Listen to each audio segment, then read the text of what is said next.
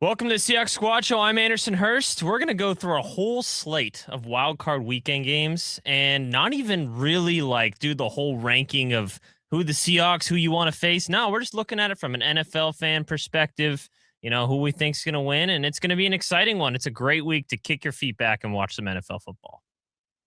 And I'm Corbin Smith. I'm entering the transfer portal. Actually, no, I'm not.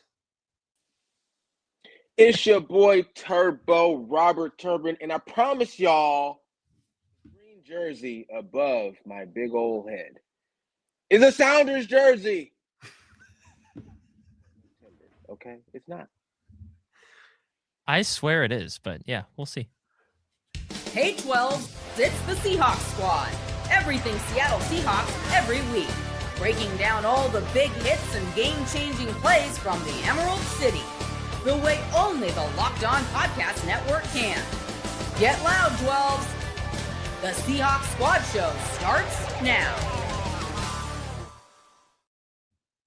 What up, 12s? Seahawks Squad Show here on a Seahawks bye week. And, we get through the routine of a regular season. It's you do your post-game show, and then during the week, it's a little bit of a recap from that game, and then a little bit of a look forward to the next opponent. Well, when the Seahawks get the first round bye in the NFL playoffs, you can just kind of kick back a little bit, watch some football, already know you're in the next round. It's great. It's a great feeling to be, an NFL/Seahawks fan as we're awaiting the opponent during the divisional round for the Seattle Seahawks. So I thought, obviously this is the Seahawks Squad Show. I understand that, but a lot of Seahawks fans are going to be watching these games this weekend with, whatever agendas you want. If you're, rooting against the 49ers, rooting against the Rams.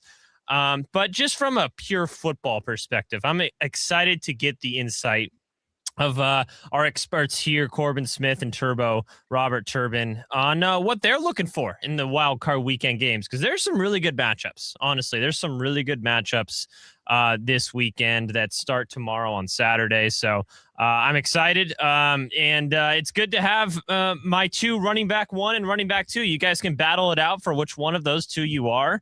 But I love having my two RBs here with me. Welcome, gentlemen. Thanks for having us. Thanks, Andrew. As always, looking forward to breaking down the game. And, hopefully there's not going to be any more players jumping into the transfer portal after they sign a contract. But, yeah. Well, this is let the kid go and flourish his wings. Let him go. A contract's a contract, though, Turbo. I think that's probably why he's still in Motley. Man, just get the money back and let him go. I'm staying out of this one. I'm staying out of it. He plays like trash. Don't start talking smack. Fans, you wanted him back. Was he wrong? Absolutely. So let him go and fail somewhere else. But neither here nor there. It's not my team. So it's just an opinion from an outsider. Yeah. Well, there's a reason I cover the NFL and not college, because I am just all that stuff is a little over my head because I don't know what are rules and what aren't rules at this point. I don't think there are rules. I think it is truly the wild, wild west. So yeah. I am glad to be covering something that does have some. Why would you want somebody who don't want you? I don't know. You have to ask Husky fans that one. Money back and let him go. Go find another quarterback. Yeah. Well, I think that's one of the issues is they maybe couldn't have gotten the money back, but we'll see. That's for some Husky talk. If you're into that kind of stuff, there's tons of coverage of that. I'm an NFL I like how fan. you put that, Anders. Yeah. I'm an NFL fan personally. I'm not a big college football guy. I get into it every once in a while. There's a couple of great games this weekend, but I'm looking forward to the NFL playoff matchups. But before we do our wild card weekend preview, let's go over a couple of notes here for the Seahawks as they are in their bye week. I think the first thing we need to address is the head coaching candidacies of Klint, Kubiak, and Aden Durde, because I think on the surface, a lot of people can be like, well, they're distracted because they're interviewing for other jobs. Guys, this happened all the time. This happened to the Seahawks in 2012 and 2013 with Gus Bradley, of course, taking the job in Jacksonville the next year. And when you're a successful NFL team, you're going to have your assistant coaches interviewing for head coaching jobs. It's just the way it goes. But Corbin, just initial thoughts on, the interest level with Klint Kubiak and Aden Durde. Yeah, I'm not surprised that Kubiak is getting all these interviews. I believe there's been 5 that have been reported, and the Raiders being one of them. I actually am kind of intrigued by the idea. Indiana's playing as we speak right now, and Mendoza is lighting it up. He's really good. Oregon. I'm kind of intrigued by putting Klint Kubiak with Mendoza and Ashton Genty with the Raiders. Now, they better figure out that offensive line, but that could be a team that gets a lot better very quickly with that setup. So that might actually, number 1 pick, that might be a spot that he's interested in going. But I'm not surprised he's getting interest. I actually am a little surprised Aden Durde hasn't had more interest, with only one team, the Cleveland Browns, reportedly interviewing him. And they have until tomorrow, I believe, to get those interviews done. And then after that, you can't touch the coaches from bye week teams until they are either eliminated or the week between the Super Bowl and or start of Super Bowl and the NFC Championship game. So this is your window. If you want to talk to some of these guys, maybe you wait it out till later. Some teams have done that. Seattle had some success doing that with Mike Macdonald a few years ago, but I'm not surprised either one of these guys are getting interest. I'm a little surprised Durde has only gotten one team, but I think there's a lot more defensive coaches in this year's crop of head coaches than there are offensive. It seems like there's just not very many offensive minds that are being looked at in this cycle for 7 coaching vacancies right now.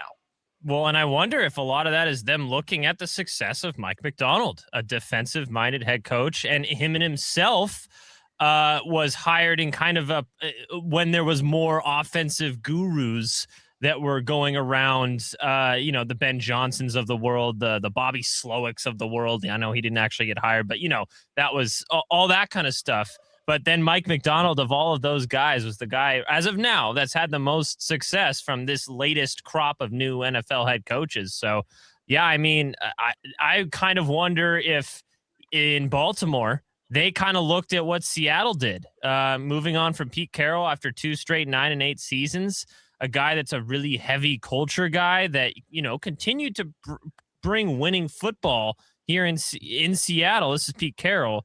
And you could say the same about John Harbaugh in Baltimore, but they need a kind of a new spark. The 9-8 and just barely getting in or just barely missing the playoffs wasn't good enough for them. And I think they look at what Seattle did in taking their defensive coordinator, by the way, and, look to upgrade in that way. Turbo, are you surprised that Kubiak and Durde are getting these head coaching looks? Not surprised at Kubiak at all. I mean, offense, it sells. And you look at the situation in Chicago with Ben Johnson, you look at the situation in Jacksonville with Liam Cohen, 2 offensive coordinators who got head coaching opportunities and completely turned those franchises around. They're scoring more points, and here they are with an opportunity to make a run at the Super Bowl.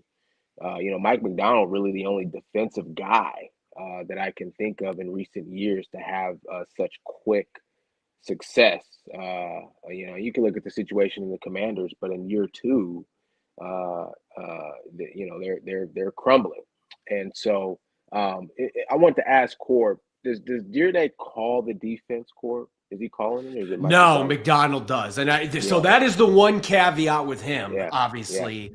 But he's heavily involved in the game planning stuff and their in-game adjustments. So I don't think he's necessarily like a completely hands-off defensive coordinator. I think that there's some involvement there, but he hasn't been the play caller at any point. Dallas, he was not either. He was their defensive line coach before coming to Seattle. So and so, Anders, to answer your question, that's why I'm not surprised at Durde not, having as many head coaching interviews and opportunities. Kind of reminds me a little bit of Eric Bieniemy, where he was a really, really great coach and really, really heavily involved in the offensive game planning and the discipline of it and the organization of it, but at the end of the day, wasn't the primary play caller, for the Kansas City Chiefs in those, in those successful years. It was Andy Reid. So it really makes it tough for, organizations to want to bring someone like that to run essentially the organization. When you're a head coach, you become the CEO essentially of the team. But I tell you what, man, if Kubiak accepts an opportunity to go elsewhere, I mean, this is a really big deal. I don't want to look too far ahead, fellas, but I look at Detroit this season. I look at the Philadelphia Eagles a couple years ago. When they lost their offensive coordinator after making a Super Bowl run against the Chiefs, losing that game, but the offense just wasn't the same. And it's hard when you have a lot of success offensively and you have this, this continuity that you've developed with an offensive coordinator, and then boom, he takes a hike. I mean, the Tampa Bay Buccaneers just fired their offensive coordinator, in trying to replace Liam Cohen. So that'd be a really big deal. It's a big deal for Kubiak in a positive way, but could be a negative impact on the offense in the future. But we ain't worried about that right now. Klint Kubiak has done an excellent job this season with the team, and he deserves every interview that he gets. Yeah, and look, we can speculate. We can look forward a little bit. I'm going to be a little bit off cuff here. I am a little surprised that Kubiak has gotten this much interest. I realize if you look at the raw numbers that, it looks like, he's done excellent work with Sam Darnold. And they're the, I think, second highest scoring offense in the NFL. Again, you look at the raw numbers and you see the success that he's had offensively, but you look at the day-to-day stuff. I still feel like there's a little bit of feeling within the Seahawks fan base. Now I get it. Offensive coordinator is one of the most scrutinized position in every NFL fan base. It's just the way it goes.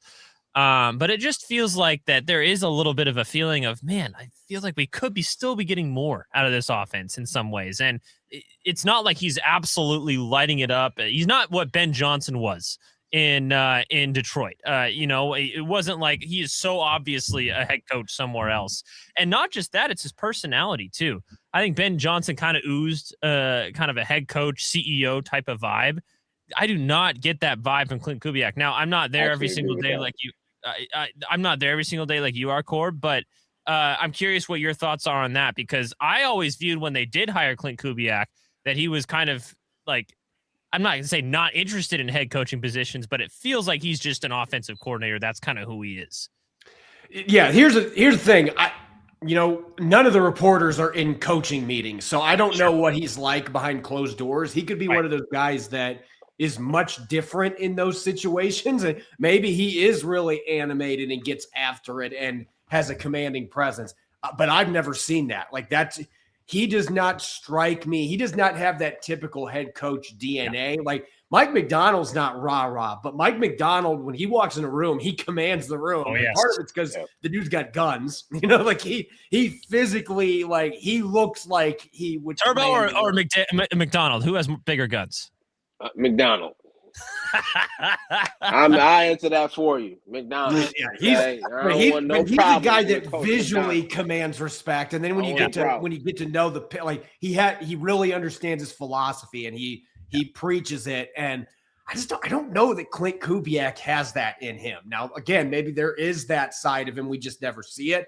But I don't see a guy that is going to command a locker room. I think Aden Durde is the guy of those two that has that DNA in him. Like, players love playing for this guy. Not that they don't like playing for Kubiak, but you could tell guys that it's kind of an infectious energy that he brings to the table. And it's not just the British accent. That's the cherry on top. But he has that charisma. He has that presence that can command a room. You see that from him publicly. So I guess that's why I think, head coaching, to me, if I'm looking for a head coach, the X's and O's stuff matters, but there's so much more that goes into it being a head coach. Even if you're talking high school level, like the responsibilities that you have away from, knowing the scheme stuff it's an insane amount of responsibilities. And that's why there's some guys that are only good as coordinators. And then when they become head coaches, it's just too much, or they're not built for it. I do have concerns about Klint Kubiak being able to handle some of those things. I don't as much with Aden Durde, who I feel like he kind of has that built-in personality and just kind of the way that he carries himself that I think he would do well as a head coach. I would push back slightly because, and Corb, you know this, all right, because you got a lot of experience. The first thing I'll say is, Klint sort of reminds me of Shoddy a little bit in terms of like this demeanor where it doesn't maybe he's just the quarterback's coach, coordinator, but when they get that opportunity, they're actually able to excel. Now, obviously, the Cowboys didn't make the playoffs. A lot of that's not really on Brian Schottenheimer, but I think overall, I think he's done well as a head coach, somebody with a lot of experience in the league, guy's opportunity to be a head coach, did a good job, and I think Dallas is positioned to do well in the future.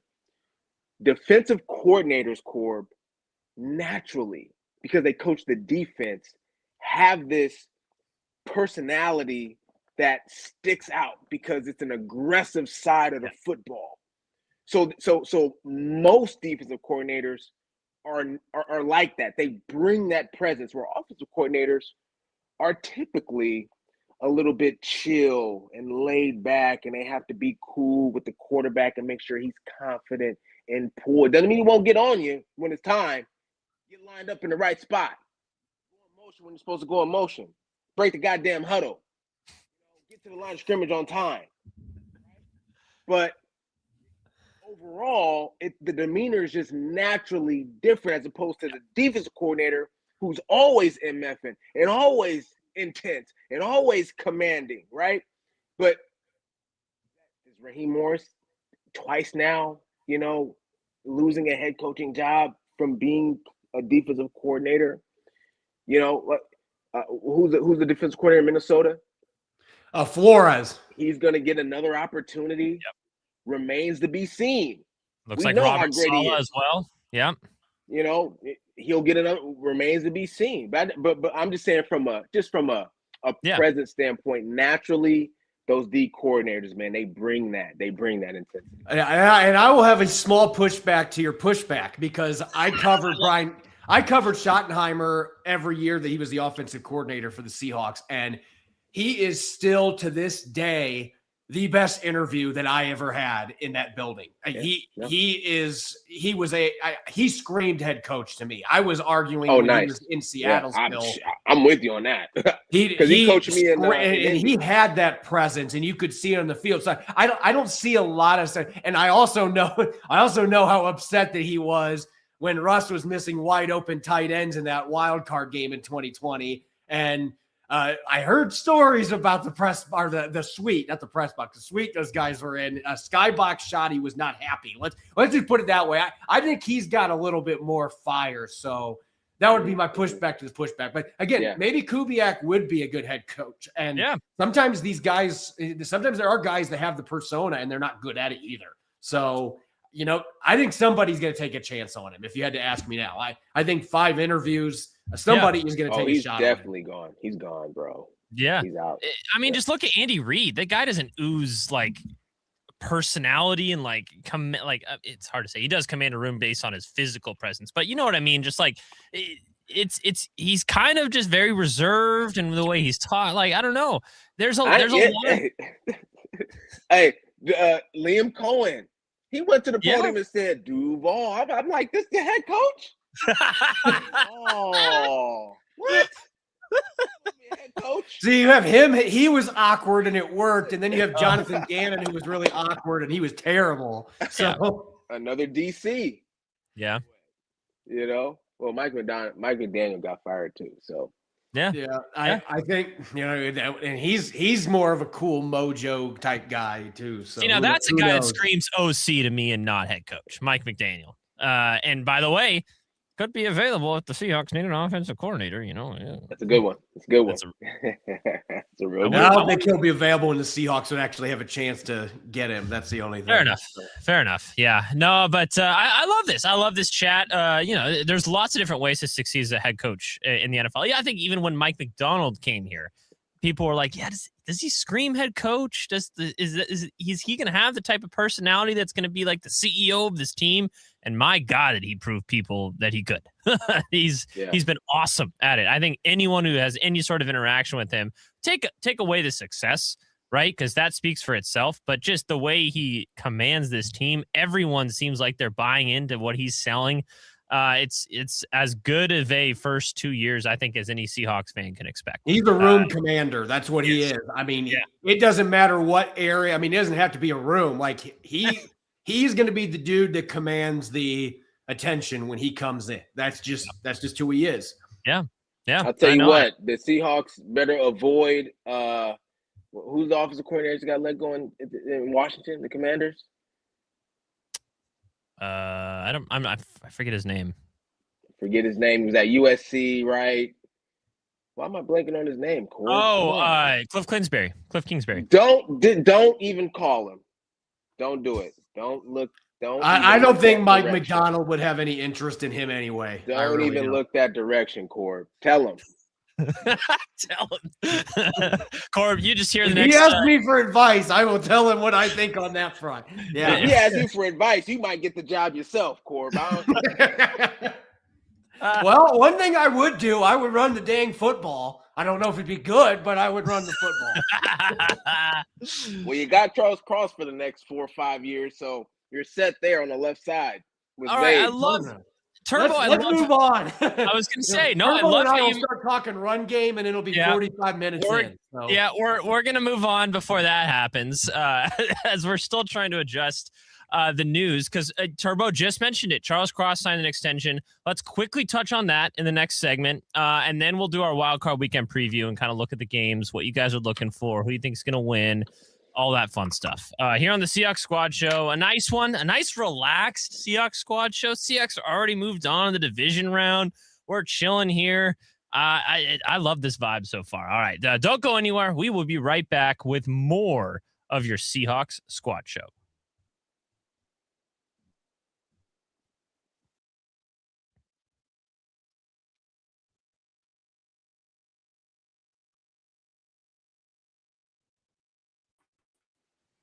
Welcome back. Seahawks Squad Show. Anderson Hurst, Corbin Smith, and Robert Turbin with you. We're going to do a quick little news dump. Not news dump, but, go over a couple things. We just did Klint Kubiak, Aden Durde, and their, head coaching candidacies across the NFL. I think the general feeling is Klint Kubiak probably will have an opportunity somewhere. Maybe not Aden Durde just yet. But it might be coming in the near future if they have another successful season, especially on the defensive end next year. But another, something that came out was Charles Cross signing an extension. I want to get the exact numbers in front of me. I want to make sure I get this correct. I should have had this pulled up. It's cool. It's cool. Million. Damn. As players, we don't like that stuff, guys. I'm just saying. I'm just telling you guys. You don't like looking at the actual numbers? Shit. We hate it, bro. We hate that shit. We hate it. Why don't you like it? I'm curious. That is public information because you get attacked.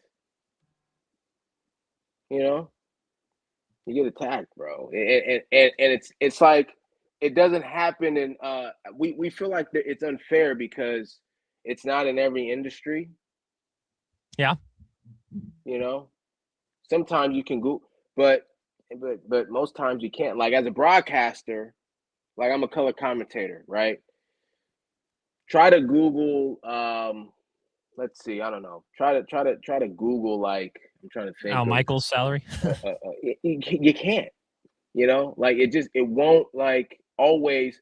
Like sometimes the bigger names will, like Romo may show up because it became public information when he signed a deal at the jump. Al Michaels makes $15 million a year for Thursday Night Football. So the bigger guys will have that information out there, but for the most part, like you couldn't look mine up. Yeah. At CBS. I don't know. It's just we feel weird about it. That it's. But see, Al Michaels, it's. I don't know. It doesn't really get publicly reported like it does for the players. The same way. I don't know. It's weird. We get attacked though. That's really the big thing behind it. the worst part, and I tell you what, guys, like as a player, like the salary thing is cool, but like the incentives during the season, that is the run that's really irritating. That like, especially like during the game, the broadcasters are like, man, one more catch and he's gonna get a $500,000 incentive. It's like, damn, man, shut the Careful. damn. Yeah, I've always thought it was kind of interesting that stuff became public knowledge.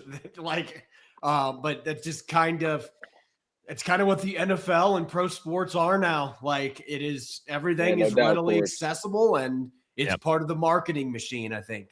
Yeah, Corbin loves it, man. It's like, I'm writing about this, so hey, I need as much information as possible. Hey, don't hate the player, hate the game, Turbo. Come on. Hey, I feel you. I feel y'all. I'm probably the reporter that's least likely to write stuff about finances and salary cap, to be honest. I would much rather write about, when a guy signs, I don't care what they signed for. Like, I might blip it in there, but I'd rather write about, their stats and what kind of a football player they are. Like, the stuff that I think really matters, To me, the salary stuff is just contextual more than anything. Yeah, and with the NFL, to me, I don't know. As someone who follows other sports about the same level as NFL, I'm not like way more into this one versus another one. I'd say I've dipped my foot about the same into each one. It feels like there's less complete albatross contracts in the NFL than there are in other sports. And I don't know. Obviously, having it be a cap sport. Really, like, I'm comparing it to baseball. You could compare it to hockey a little bit as well. You throw in NBA contracts. There's some weird ones there too. It just feels like there's way less of those big contracts that weigh down teams for years and years and years, because you can do so much cap gymnastics now to get out of it. What's albatross? Albatross, like big. It's a mistake. It's a big mistake. Russell Wilson with the Broncos. Like, that's an albatross contract. Didn't seem like a mistake when it started, but whatever. Yeah, no, but like, you look back on it and it's like, damn. That's the thing. Sometimes you sign a guy to a huge contract that you think is the right move, and maybe this is a perfect segue into Charles Cross, because I know there's a lot of fans. I mean, I've had a lot of responses on my articles that I've written since that news came out, that a lot of fans don't like the $26.5 million per year. They're like, why would we pay for a guy that hasn't been an All-Pro or a Pro Bowler? But Seattle's paying a 25-year-old tackle that kind of money. There's going to be other guys that pass him, and he has given up 2 sacks this year. He's been a lot better this year than he had been the previous couple of years. He has steadily gotten better every single year. I still think that there is an all-pro caliber player. I mean, again, he's 25. He is still like a baby compared to a lot of these other tackles. He's a young dude. I still think that there is so much better that he can get. Like, to me, this is the perfect example. Like, hey, we're going to invest in what we believe he's going to be down the line. Whereas if he was like a 31-year-old tackle, then you start to maybe have a little bit of reservation there. Am I paying for what he used to be instead of what he's going to be the next 4 years? And that's tricky to navigate with players, because quarterbacks can play at an elite level to their late 30s, but sometimes guys start sliding off at 32, 33. It just, there isn't a science to it. So I would much rather invest this kind of money in a 25-year-old tackle, an incredibly premium position. Like, imagine if you didn't re-sign him and then you're starting over and you end up with, we know what Seattle's had at left tackle for a lot of the last decade. Do you want to end up in that position again?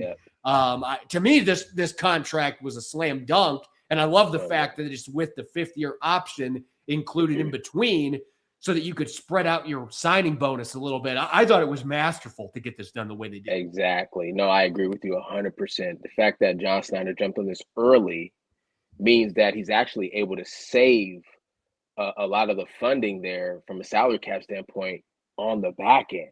Instead of accepting the 5th-year option, waiting another year, now you have to pay even probably a higher price, because the market shifts every year. And left tackle is one of those spots that is so important that, it's one of those areas that probably goes up. And so you look at the production, over the course of Charles Cross's career. And like you said, he only gave up 2 sacks this season, so he deserves an extension. You have to sort of navigate within the market of what left tackles are getting, but you're not overpaying. It's not like you gave him some record-breaking deal, for a left tackle. You got him at a pretty solid bargain, for what he's been able to accomplish and what he may be able to accomplish, over the course of that contract. So really wise, to jump on this thing early, I thought, from the Seahawks, because just like you said, Corb, what are you going to do? You gonna accept the 5th-year option and try to go get a rookie? Guess what? You're going to go do that anyway. And within the confines of this extension, if there's somebody that beats him out, guess what? You'll have an opportunity to get out of that contract. But if not, at least you got somebody and a foundation set there, all right, for the next course of the years of this extension. So congratulations. I mean, as a player, this, Corb. You get to that second contract, that big one. Congratulations, man, because you've created generational wealth and you created a total life change, for your family. And congratulations to the Seahawks because, they found a guy probably since Russell Okung that they can really depend on at that left tackle spot. Yeah, and take the contract context out of it. I'm just curious what you guys think of, him moving forward. Do you feel any differently about his play this year, Corbin, than after you see Josh Jones be as successful as he has been in the last few weeks? No, I think that just says more about John Benton than anyone else. John Benton has done a phenomenal job. I actually, for my ballot this year for assistant coach, I actually considered putting John Benton on there. Now, I went with Vance Joseph, the defensive coordinator, because what he's done has been nothing short of spectacular over there. But think about how much the offensive line. I mean, Seattle gave up almost 60 sacks last year. They barely gave up 20 this year. And then the run game, I think Charles Cross, I know he's gotten beat some. Here's the thing with offensive linemen, and this is the thing I hate about, I obviously watch all 22 religiously. That's my wife is upset. She's like, why won't you get away from the computer for a few minutes? Well, because I'm watching film, this is what I do. But I think a lot of people that, maybe they know or don't know what they're talking about, they highlight a play. Oh, this tackle got blown back into the quarterback. It's like, okay, what did he do the rest of the game? Oh, he didn't have any other bad plays. Then that's a fantastic game in the NFL. Even Anthony Bradford, I know Anthony Bradford, when he makes mistakes, it's really big, very obvious mistakes. They're gaffes or they're folly caliber mistakes. But he has given up 1 sack in 9 games. He's been playing really good football. This, Josh Jones playing the way he did speaks more to me about the work that John Benton has done with this entire offensive line, because I think Charles Cross has had a very good year up till that injury. And I think he's a perfect fit for the offense that Klint Kubiak's running with his athleticism. I think he's gotten more physical. His pass pro numbers are much better. He cut his pressures in half this year from last year. So to me, this was a no-brainer that you get this deal done because I think his best football is still in front of him. And clearly the Seahawks agree with me on that. Yeah. Just a quick update, Corb. Is he going to be able to play in the divisional round game? Oh, yeah. Yeah, he'll be good. He could play if they were playing this weekend. Great. Kobe Bryant, is he going to be able to play divisional weekend? That one, I would say that he's probably going to be able to, but that one I'd be a little more cloudy if they were playing this weekend. Okay, sounds good. Just quick updates, love it. And you mentioned it. That's a whole other conversation we could say for the offseason, but we talked about it Locked On Seahawks. Does Takata make it less likely that Kobe Bryant's going to be back next year? I think that's a real conversation that they're going to be having in that building. Well, there's a lot of those questions. Of course. Because what's the dynamic of Kobe Bryant's contract? Does it expire at the end of this year? Yep. Yes. Yep. Yeah. And Takata is, cheaper. And they've still got 2 years of club control for him. Yeah. One of them would be a restricted free agent, but that would be a lot cheaper on a tender than Yeah, it's cheaper, So- and he still is productive, man. That's just the way that's just NFL business right there. Yep. But you know what? Kobe is going to get a nice size deal and somewhere else, and he's going to do great. And that's just the confines of the world that we live in and the business that we work in the NFL. Totally fine. Yeah, I think there's a lot of those questions, and I'm excited for the offseason. Hopefully it's after a Super Bowl ring, but I'm excited for the offseason because you got Ken Walker, you got Reek Woolen, you got Kobe Bryant. There's a lot of guys that there's some big question marks on what the Seahawks will do at the end of the season. But as of right now, this team looking forward, we got not a game yet to look forward to because we're still waiting on who the Seahawks are going to face. But Corbin just mentioned it there with his ballot voting for All-Pro voting and stuff like that.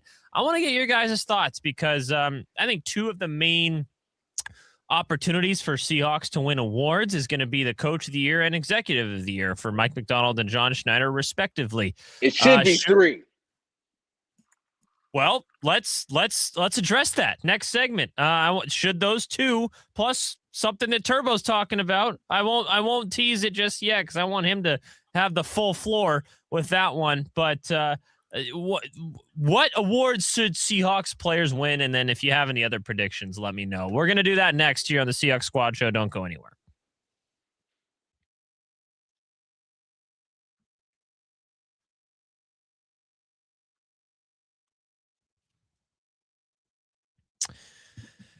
Nobody knows your money goals better than you. Robinhood puts you in control of your money with tools that work as hard as you do. Locking in on every opening, beating your PR, beating it again, channel that drive into your money. All in one platform, Robinhood puts you in control of your money. Trade stocks and EFTs, options, futures, and crypto. You can now build and execute your own trades from a desktop with Robinhood's Legends Advanced tools, or take advantage of the new Robinhood strategies with a tailored portfolio managed by a team of experts. You expect more from yourself, expect more from your money. Get started today at robinhood.com/yourmoney. Again, that's robinhood.com/yourmoney. Your money, your move. Welcome back. Seahawks Squad Show. Anderson Hirsch, Corbin Smith, Robert Turbin with you. It is getting close to award season, but since the awards are voted from the regular season, I feel like it's, and the Seahawks being in a bye week, I feel like it's appropriate to address, who you guys think should win these awards. And the two main ones, and possibly 3, according to Turbo, that Seahawks should be up for is, John Schneider for Executive of the Year and Mike Macdonald for Coach of the Year. Turbo, I'm going to give the floor to you since you were so animated about wanting there to be a third one. Who else are you mentioning for that award? Who do you think this should be in that category? Well, first of all, John Schneider should be the Executive of the Year, running away with the award this season. Agreed. There is no question about it, in my opinion. Okay, Coach of the Year, all right. Macdonald, certainly deserving, but I can see there's a lot of debates there. Okay, because there's a lot of coaches who've done excellent this year. You look at Liam Cohen in Jacksonville, and you look at Ben Johnson in Chicago. Those, to me, are the top 2 guys. Okay. That are probably duking it out for that award. But Mike Macdonald should certainly be a part of the conversation. Now, MVP. Offensive Player of the Year. 2 awards, okay? And I really want to focus on MVP. Okay. But to me, I don't know how you guys feel about this, whatever, all right? It just seems like we're waiting to give it to a quarterback. We're pushing to give it to a quarterback when sometimes it ain't the quarterback, and that's okay. But for whatever reason, it's not okay to the voters for it not to go to a quarterback. And I truly believe this offense, this season, without Jackson Smith and Jigba, nothing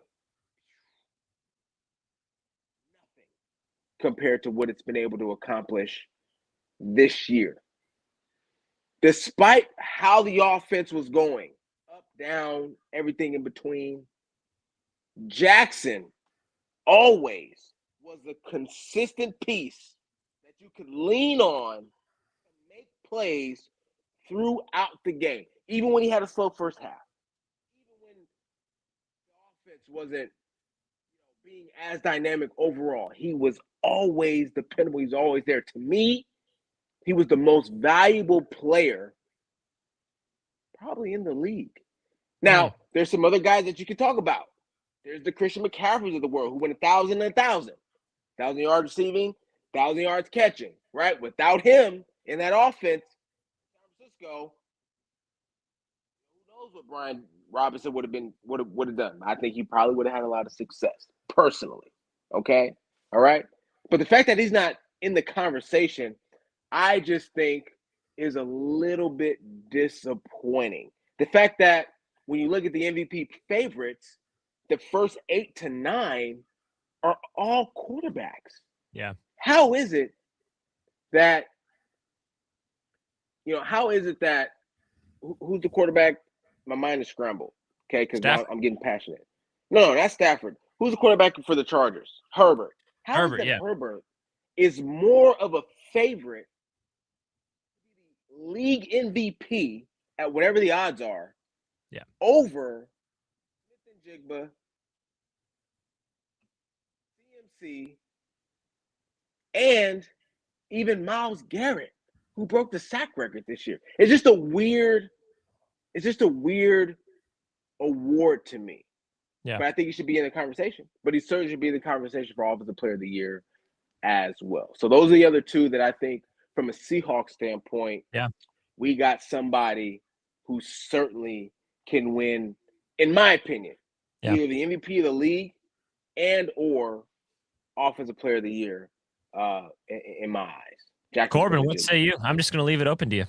Yeah, JSN was my Offensive Player of the Year. I picked him for that award. And I picked him over Puka Nacua because, look, I look at it this way. QBs almost always now win the MVP, whether that's fair or not. And look, Matthew Stafford had 12 more touchdowns than anybody else in the NFL this year. I think Matthew Stafford is the MVP. But if we're looking at the Offensive Player of the Year, JSN, what he did, I know he didn't get quite to Calvin Johnson's record, but what he did in an offense that doesn't throw it near as much as some of the other offenses, I'm like, I don't disagree, Turbo, that he should be discussed for MVP. I thought about it, but I know it's not going to go to a wide receiver. So that's just, unfortunately, that. Now, Myles Garrett was actually my number 2 guy on my list because what he did is just flat out ridiculous on a horrible team at that. I think Myles Garrett is an MVP caliber player, absolutely. But I want to throw one more in here, and this is the one that I voted for. Nick Eamon-Warry is the defensive rookie of the year, and I'm going to throw some numbers out here why he's the defensive rookie of the year. I like it. He had 2.5 sacks. He had an interception. He led all safeties with 8 pass breakups. That was while missing really 4 games. He only played 4 snaps in the opener before he got hurt. So he missed 4 games. He still led the league in pass breakups for safeties. He also had 8 tackles for loss, second most among safeties. And I believe it was Morig from the Panthers that had more, but he played in every game. And so you look at the complete package. There's nobody. And oh, by the way, Eamon-Warry blocked a field goal as well. And I know that's special teams, but he's still out there with the defense. So same player. Yeah. To me, this was a top 5 defense that was turned into a historically good defense when Nick Eamon-Warry was out there. That's the kind of difference that he's made for them, moving all over the place. The fact, and Ernest Jones talked to me about this after the game Saturday, he has the hardest planning each week because he's playing like 6 positions and he has to game plan for all of those different spots every single week. To me, what he's done has just been flat out remarkable. And I know there's a couple guys out there that have more sacks. And then you have Carson Schwester who's got a lot of tackles, but even Warren has been a complete package. And oh, by the way, he's a guy that's getting talked about a lot nationally, which we know how hard that is in Seattle for a rookie to do that. And it's just because he's so unique. To me, he's defensive rookie of the year. I voted him all pro as well. Like, I think you put him up against safeties in the National Football League. Find somebody that has done everything he's done at an elite level as a rookie. Good luck. To me, he's been a number 2 safety in the NFL this year. Who else is in that running for Defensive Rookie of the Year? Schlesinger is the linebacker for the Browns that I've seen a lot of people because he's leading. Hell no. I didn't vote for him. Who else? The other one that's getting some buzz is the Falcons. Why am I not remembering his name? The rookie they drafted out of Tennessee, James Pierce, he's got a lot of sacks, but James Pierce? Eamon Warry has done way more than any of these guys. I haven't even heard his name when I watch Falcons games. No disrespect. Yeah, Eamon Warry. To me, this was easy. This was an easy pick. Yeah, so. This is to me, and just like with Coach, with John Schneider running away with Executive of the Year. This should be a runaway. I think this is a legit. I love what Corbin had to say. I think this is a legitimate runaway for Defensive Rookie of the Year. Those guys are good players. I really like Schlesinger a lot. But Eamon Warry, man, it ain't even close. I'm sorry. I mean, especially when you're that big of a difference maker, a playmaker, the kind of focal point of a historically good defense, arguably the best defense in the NFL. Now, I don't think it's arguable. I think the Seahawks are pretty handily above the Texans and the Broncos. But even if you're a NFL national guy, it's those 3 teams that are kind of in the same category, and then the rest of the NFL. But even so, you're like kind of the focal point of that defense. Then that, and as a rookie, and still missing 4 games and having as much production as Corbin was mentioning earlier, I absolutely think it's not even close. It's not even close. All right, who's your coach of the year, guys? Because I think there's a lot of good options.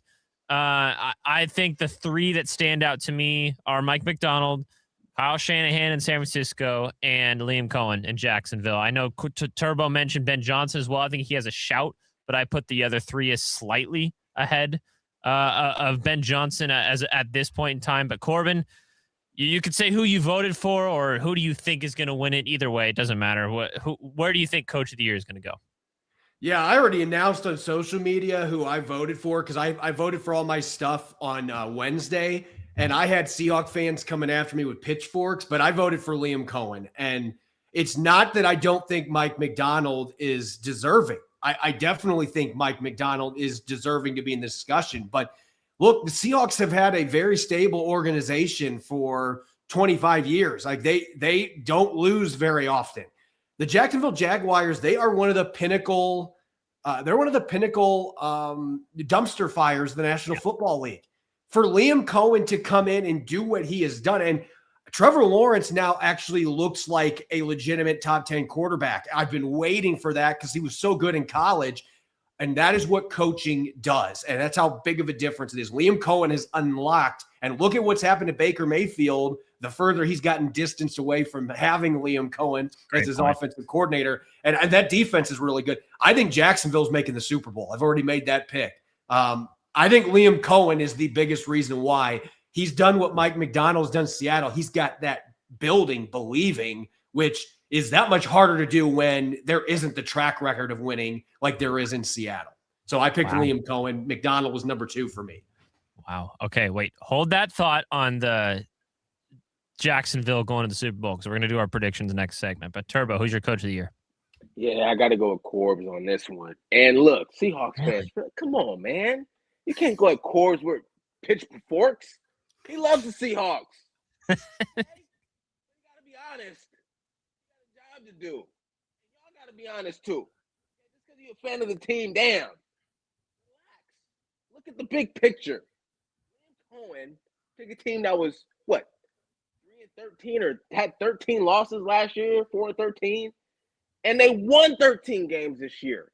Mm-hmm. And again, an organization that has completely, ever since they drafted Trevor Lawrence, been a dumpster fire, in the words of Corbin Smith. And even when they had an opportunity to be good, they brought in Doug Peterson to be the head coach, who won a Super Bowl in Philadelphia with Nick Foles as his starting quarterback, still couldn't get things going in the right direction for the Jacksonville Jaguars. And so they take a risk and hire Liam Cohen, who is goofy as hell at the damn opening press conference. Duval! I'm trying to tell you guys right now, if I'm a player on the team, I'm questioning everything when I see that. I'm questioning everything. He's gonna be able to coach us. He a clown. And you know what? It didn't even start off that strong. No. It didn't even start off that strong for the Jacksonville Jaguars. You know, the first half of the season. You're still looking at Jacksonville like this. But they turned it around. They made the trade for Jacoby Myers. And, man, this is a complete team, and you got to give Liam Cohen credit for that. Look, Mike Macdonald's done an excellent job. But Corbin's right, man. Yeah. It wasn't like the Seahawks completely sucked last year. They just needed a change. They needed a transition into something else. Or not last year, with the Pete Carroll years. And they just needed a little transition there. But Liam Cohen, man, has done a phenomenal job. And the thing that impressed me the most, fellas, is how they finished the season. Because they could have lost to the Colts. They could have gave these games up at the end. But they finished strong. And to me, that solidified their legitimacy as a team and solidified the fact that, man, Liam Cohen is the coach of the year. Yeah, I've mentioned this on a couple other podcasts and stuff as well, actually regarding the Mariners and if Dan Wilson should have won Manager of the Year for the Mariners, and it has the same context here, I promise. I get a little tired of the narrative of the best coach or the coach of the year being, the coach that took the crappiest roster or the worst situation to the playoffs, and that eventually is what every single coach of the year in every sport ends up being. I think what gets thrown out a little bit is like the coach that has a good roster, but still takes them above and beyond. So I still think that's incredibly underrated in the coach of the year voting, right? It isn't necessarily, I can get the most out of a crappy team or a crappy situation. It's like, I am a coach that still took us over the top to be a Super Bowl contender. And I'm not saying that I disagree with you guys and Liam Cohen. That's where I think the Mike Macdonald situation, and he's getting a little discredited because John Schneider is also in the executive of the year conversation. They acknowledge that the roster that Mike Macdonald has is very, very good because of John Schneider, which I agree with, but you still have to have a really, really good coach in that situation to take that over the top. And I think Mike Macdonald has done that. And I still think he should be in that same category. But my personal vote would be for Kyle Shanahan, based off of kind of a balance. Yeah, I know. Based off of a balance between the two. Now, I know he gets dominated by Mike Macdonald in the last game of the season, but guys, he was one game away from taking the number 1 overall seed without having his, arguably during the majority of the year, without having 2 of his 4 best players, for a lot of the year not having 3 of his 5 best players, with Brock Purdy and George Kittle out for a couple games in there as well. And Brandon Ayuk didn't play at all. His defense was just nowhere to be found. Their rookie, their first round rookie that they got, I forget his name, on the defensive line. I still think that is the best coaching job from this specific season.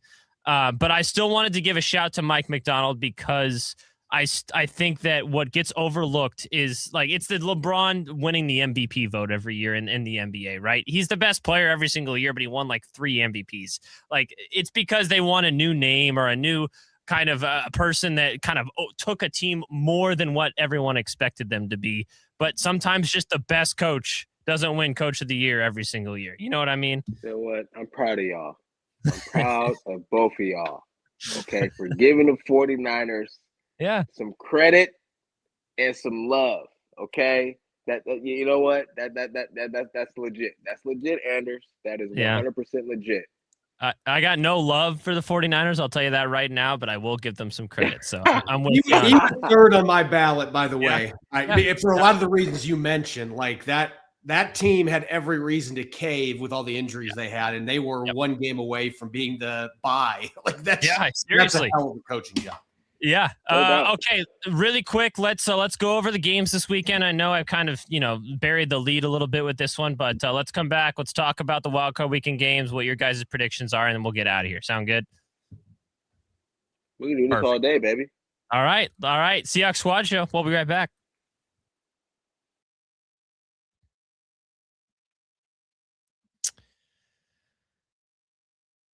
Let's be real. Managing your finances can feel overwhelming between subscriptions you forgot about, bills that keep going up, and trying to figure out where all your money actually goes each month. It's easy to feel like you're losing control. And who has time to track every single transaction or hunt down hidden fees? That's where Rocket Money comes in, the personal finance app that helps you take control. It finds and cancels your unwanted subscriptions, monitors your spending, and helps lower your bills so you can grow your savings. I was shocked when Rocket Money showed me I was paying for this subscription that I completely forgot about. It saved me so much money, and those things that you sign up for something, whether it's a free trial or maybe you just go for a couple months, but then you totally forget about it. Because let's be honest, I'm a very disorganized guy. Happens to me all the time. Having Rocket Money kind of keep track of those things for me is so perfect. The automatic transaction categorization is a game changer. I can see exactly where my money is going each month. You can set budgets, goals, get personalized insights, and receive real-time alerts for large transactions, upcoming bills, and low balances. Let Rocket Money help you reach your financial goals faster. Join at rocketmoney.com/lockedon. That's rocketmoney.com/lockedon. Join Rocket Money today. Welcome back, Seahawks Squad Show. Anderson Hurst, Corbin Smith, Robert Turbin with you. Let's go over Wildcard Weekend, boys. The Seahawks are not in it. We're just kicking our feet back, watching some good old NFL football. So I want to know where you guys are looking as we look ahead to some of these games. There's some good matchups in there. Let's start with Rams-Panthers. Who you guys got, Corbin? Rams by 20. Right. They lost to them earlier this year. They are not going to let that happen again. All right, Turbo. Rams, easy. And they better come to play. This is not time to be fooling around. All right. Yeah. Go get it done.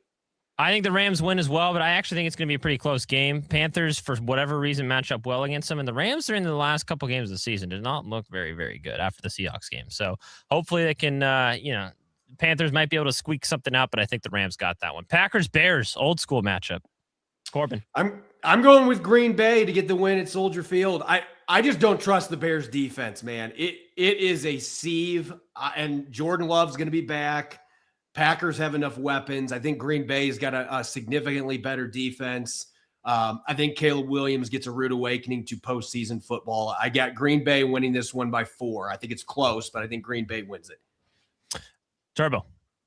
I got the Bears. I just don't like the way that the Packers have approached the playoffs. I think they lost 3 in a row or maybe 4 in a row heading into the postseason. Not great momentum for Green Bay. Yeah, momentum's huge at this point in the year. I actually also am picking Chicago. I believe in what Ben Johnson's doing. Running game heavy. I know their defense isn't very good, but I don't think Green Bay's is that much better, especially without Micah Parsons. And I think Caleb Williams, for whatever reason, I know there's a lot of hate for him. I think in the big moments, he's kind of proven, especially in the back half of this year, that he doesn't turn the ball over, and he plays really well into Ben Johnson's hands. I like what Chicago's doing at this point in the year. Bills, Jaguars, maybe the 2 best teams in the AFC. Corbin, do you think so? It's another team. Look, Buffalo's got Josh Allen, but he hasn't looked right to me. I think he's playing at well below 100%. And you want to talk about a bad defense? Buffalo's defense is bad. I think Jacksonville wins this one I'll go by 10. I think the Jags win this one by 10. Turbo. I would love to see Jacksonville win this game. I would. And I think the AFC is just a gauntlet this season, just because I feel like every team is like evenly matched in a lot of ways. I agree. I got Buffalo, man.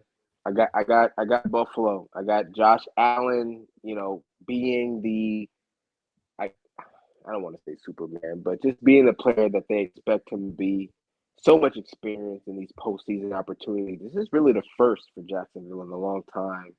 I'm going to lean on that experience in Buffalo, so I got the Bills winning that game.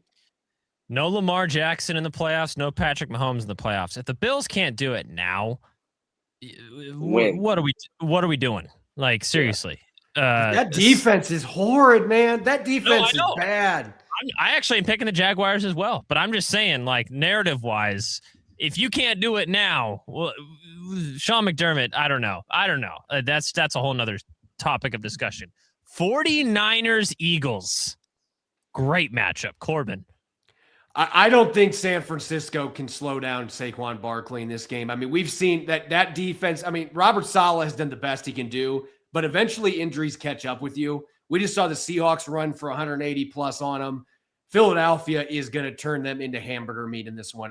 I think it's a runaway. I think San Francisco gets blown out in this game, especially if Trent Williams can't play. You saw what that does to this offense. I just don't see in Philly this going well for the 49ers. Turbo. Yeah, I got the Eagles as well. Even though I'm a little disappointed that the Eagles didn't fight for the number 2 seed, I feel like I would rather play the Packers in the first round. That's just me instead of the 49ers. But either way, I think the Philadelphia Eagles pull this one out. Yeah, I think if there's any team that can kind of, walk through the regular season not looking great and then wake up in the playoffs, it's Philadelphia at this point. And I know they haven't looked great recently, but I totally agree with you guys both. I think Philly kind of runs away with this one a little bit. Literally runs away with it. Chargers, Patriots, Corbin. Patriots. The Chargers offense has been very inconsistent at best. I think Drake May, dude, that kid is special. Yeah. And that's another team that we didn't even mention Mike Vrabel for Coach of the Year, but Mike Vrabel's done a phenomenal job there. And they could run the football as well as anybody. I think New England wins. We'll say that New England wins that one by 12.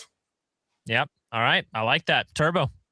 This is the easiest matchup to pick out of all of them for playoff weekend. It's the Patriots. Patriots are going to win this game. Too much inconsistency in LA with the Chargers. They got a bright future, but that offensive line, too decimated, I think. I think the Patriots take this one. Bad matchup for LA. I think they could have done damage against a couple other teams. Patriots, better team. Drake May is going to light it up. Justin Herbert somehow over Jackson Smith and Jigba in MVP voting. I don't know how that happens, but Turbo pointed that out earlier this episode. I just wanted to throw that out there because I know it gets you a little upset. But Patriots win this one pretty handily. Texans Steelers all start this one. This is my easiest matchup by far. Texans are gonna run away with this. The Steelers shouldn't be in the playoffs. Both those teams were terrible last weekend for the win to get in game. Texans defense is elite. I think CJ Stroud's playing well at the most perfect time. I'd take Texans in this one. Corbin.